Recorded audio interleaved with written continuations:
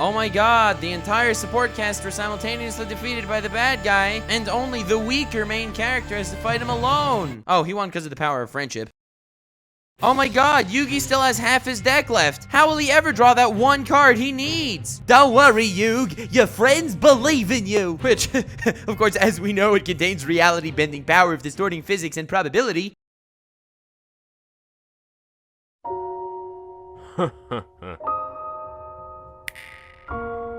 I don't feel so good. Oh my god! Kirito just died! Well, it's a good thing the power of friendship can literally reverse death in this situation.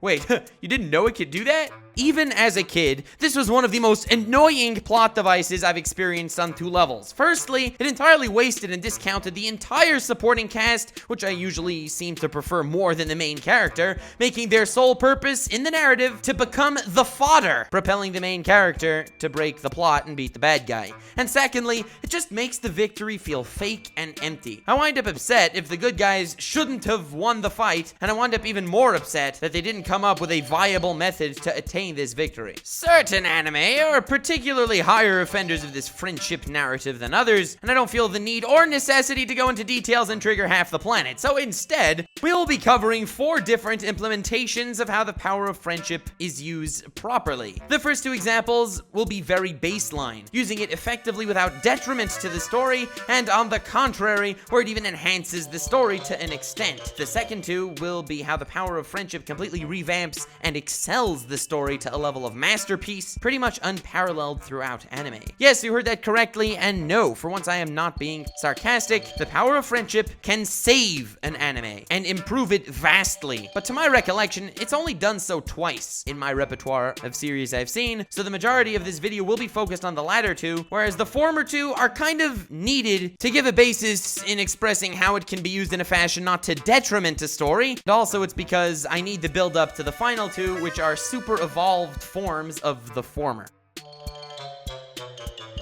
So the first 2 that we're gonna need to be talking about are My Hero Academia and... yeah, Naruto. And before you eat my ass, which BT dubs tastes freaking horrible, let me try and express what I mean. Naruto handles power of friendship better in some ways than many other anime, and is only a slight offender in certain scenarios. For example, Talk no Jutsu, beginner's rock. You know, first time a jutsu is used, it's way more powerful than the next time. And these are examples of issues with the all-powerful friendship force. However, while pushing a friendship narrative, it's written into the story in a way that it still kinda makes sense. Having the nine-tailed fox, an incredible chakra well sealed within him, he can subconsciously draw from this immense power via powerful emotions.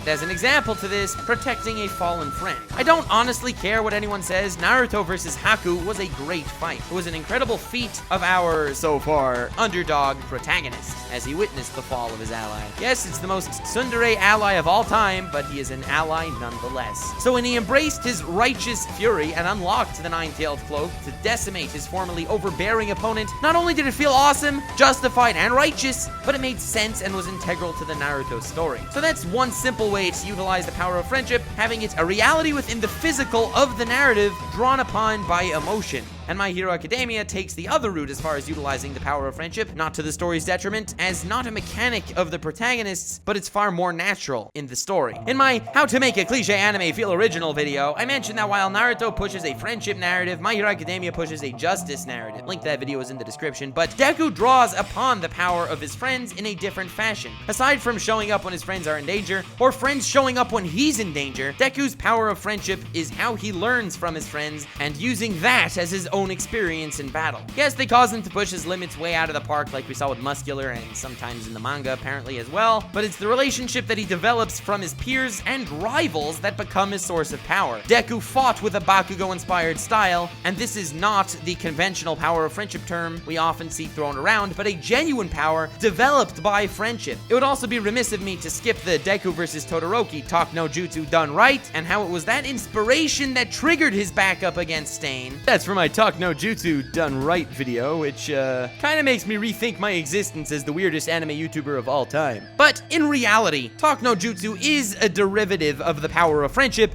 with the same drawbacks and potentials. But anywho, I wanted to talk about these two diverse styles of how the power of friendship can be aptly utilized before I get into the meat and potatoes of friendship. Whether it's an actual reality of the universe as we see in Naruto, or it's taken more naturally like we see in Hero Academia, this is how the power of friendship can be used appropriately, unlike some other unnamed anime like Fairy Tail, which will not be named, where power of friendship is actually to its detriment. When I mentioned on Twitter I plan on making a video about the power of friendship, I literally got 10 replies in the first 10 seconds say, oh no, it's a Fairy Tail video. Not a great sign for Fairy Tail's reputation, even though I kinda like it, not gonna lie. But welcome to the crux of the video, where I talk about power of friendship, where it's not only done well or appropriately, but it massively enhances the entirety of the series, and we will start with Hunter x Hunter 2011.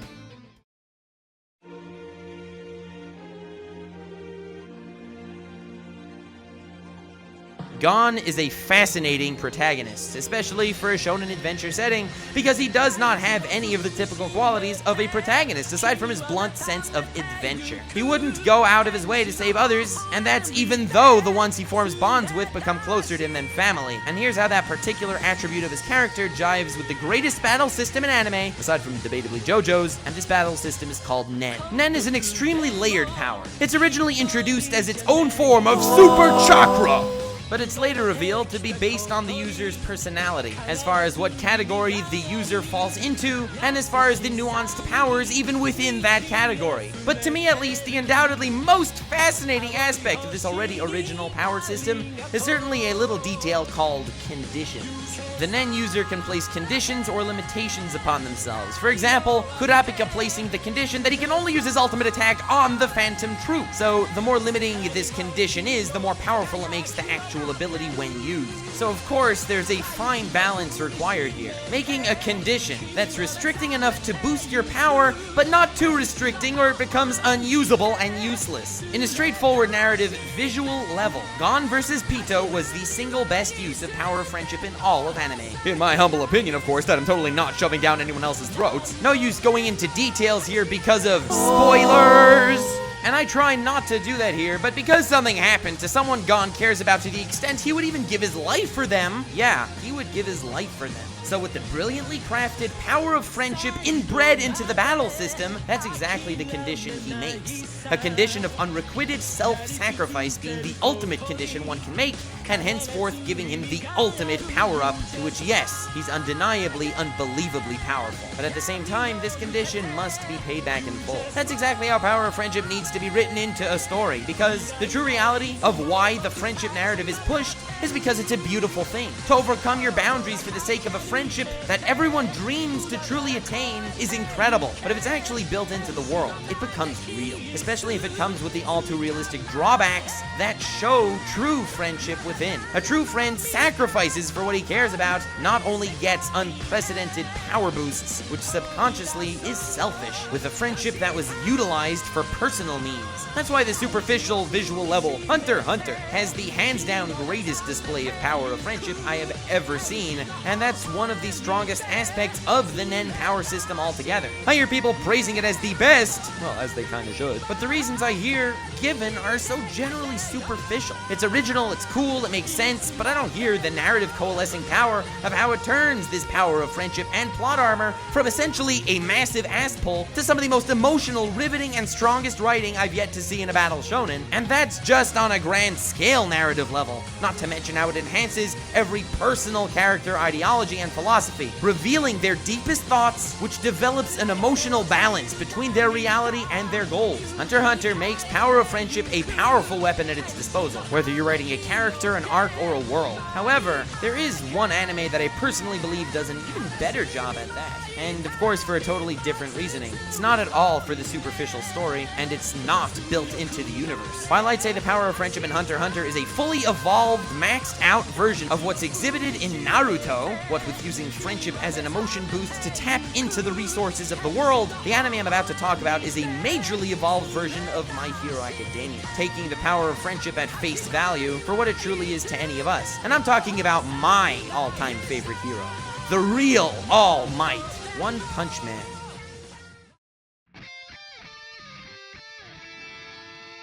Saitama is the strongest hero, and he can defeat any opponent in a single punch, hence the name of the series. The creation of this story is very transparent about that fact, and because while superficially it's a hilarious anime, my true love for it comes from the unrelenting fact that no matter how much he tries to find one, he will never have a challenging opponent. The only thing he truly desires is not fame, fortune, or power, but a thrill. Something that could get him to try. He wants to find someone that can actually be a challenge for him, and he won't. He's the One Punch Man. At this point, you may be scratching your head, wondering to yourself what I could possibly mean by the power of friendship. He's powerful enough to not require friendship powers at all to defeat any opponent. But that's why I'm trying to build this on My Hero Academia, a series that takes power of friendship literally, as opposed to a reality-breaking ability. Saitama's psychology is that of a being that cannot exist in our world. Yes, we've all experienced boredom, but even in the depths of boredom and depression, we still have viable dreams and aspirations for the future. Saitama is induplicable in his utter futility, dwelling in a pointless existence where every dream for the future is snatched away from him. Not by any individual, not by the government, it's his lone burden that he bears. That's the psychology of his character and the philosophy of his narrative. And it's that reason that I love One Punch Man dearly. But what really solidifies this as a masterpiece in my own mind is the overbearing, overpowering power of friendship. The one force than Saitama and his ambitions. Existing as a being with ultimate power and no consequences to any of his actions, there's nothing holding him back from going rogue. The only thing stopping him, until the series began, was his own moral integrity. But as we know, as time progresses, that wears thinner and thinner. But now, he has friends and people that care for him, like Genos in the anime and others in the manga that I will not be spoiling here, people that share a mutual bond with him, whose company he enjoys, and whose feelings he would not want to tarnish. And it's the friends he makes that keeps his sanity, despite the futility of his existence.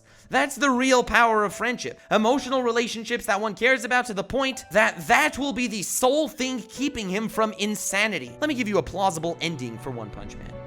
You remember Blast, the #1 hero that we haven't met yet? Well, everyone assumes he's going to be a bad guy, the final opponent for the One Punch Man, where Saitama can actually have a challenge and obtain the high he's looking for. I very much do not think that will be the ending, because if so, it wouldn't answer any questions and it wouldn't hold any metaphorical value. The moment the fight ends, Saitama's void will just grow stronger, looking for an even more powerful opponent. I think a much more plausible ending to the series is still possibly focused on the return of Blast as the most powerful hero. He's so powerful, everyone quivers to mention his name, and he might actually be a challenge to Saitama. Just hearing that possibility would make Saitama tremble and piss himself with excitement of their upcoming battle. But as I've mentioned, Blast is a hero. Blast is a good guy. There's no reason for Saitama to fight him. He is an innocent force of justice. And holding himself back from this fight will be Saitama's greatest challenge. He cares about his newfound friends to the point that he would not discard any of that or his humanity for mere hopes of the adrenaline boost he longs for. Even if this doesn't come to pass in the actual story and I made all that up and it's total crap, it does not detract from the psychological state of his character. Yes, he's insurmountable, and yes, he's perspectively an infinite force, but he's still surviving vicariously through the power of friendship, and without this power of friendship, he would be nothing. So beauties and gentle beauties, I hope you enjoyed. Maybe this video got you to see how power of friendship can be in a different light, or maybe it got you to see Hunter x Hunter or One Punch Man differently.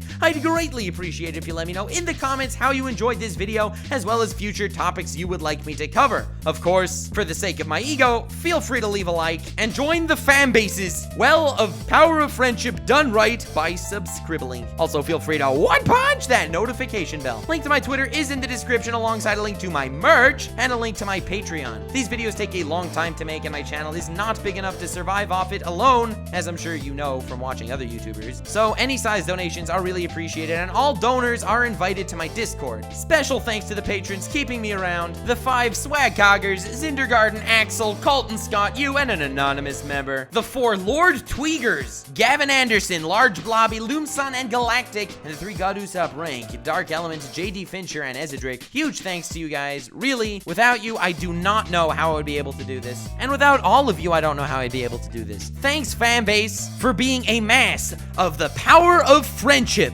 alongside a mass of insulting memers. You know, they come together. It's great. I love the fanbase. And remember, the most important thing of all, to stay weird, fam.